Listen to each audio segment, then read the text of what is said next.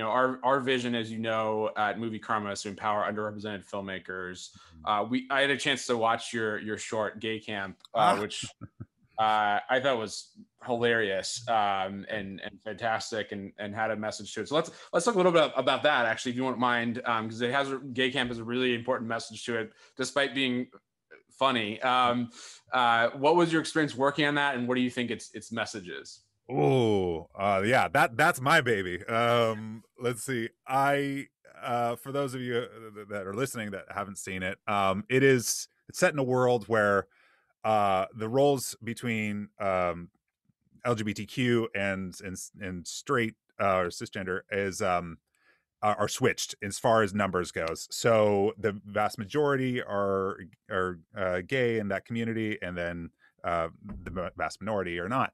So in that world, there are camps where the straight kids have to be turned onto the other side, as if there are some in real worlds where the opposite happens.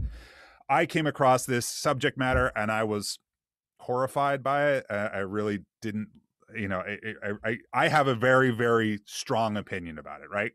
And Right. then and then I watched a bunch of documentaries, and then there was a part of me that the majority part was disgusted, and there's a part of me that goes like, "This is so insane that it's funny, like it's so bonkers." I don't know why I think it's a little. I'm giggling just slightly because they're just living on another Yeah.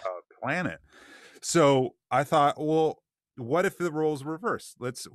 Truly, like, what would it be like? And so, and what Emerald does, and what I tried to do even before that, was I try to get to people through comedy. I like just making people laugh, and then letting them form their own opinions about it. Again, I don't like beating the head like conversion camps are wrong. Like, yeah, I think most people in LA and on the coast are gonna agree with that.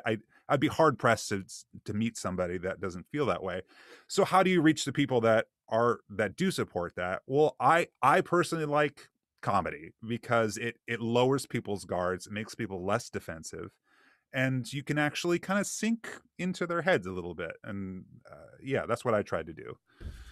Yeah, and I think you really did that. And it was I've seen some projects, some shorts that, for example, show us a world of, if everyone was gay, what would that be like? But I think you took Mhm. sort of a really specific moment, in unfortunately a lot of young LGBTQ kids' lives, where they may be sent to a conversion therapy Mhm. place, or camp, and you kind of flipped that on its head. What was the response like to that project, both from folks who are in the LGBTQ community and folks who are not? Across the board, pretty overwhelmingly positive. Cool. Granted, I don't think anyone, if that really didn't like it, would say it to my face. Right.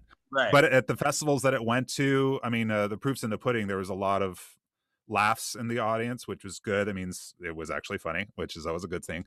But then, I mean, a lot of positive feedback afterwards. And actually, if I can even touch one person in a meaningful way, then I think it was worth it. And it actually did. I can't say too much about it, but a young uh, a young guy that's in the community was brave enough to finally come out, Wow. um, and he did that.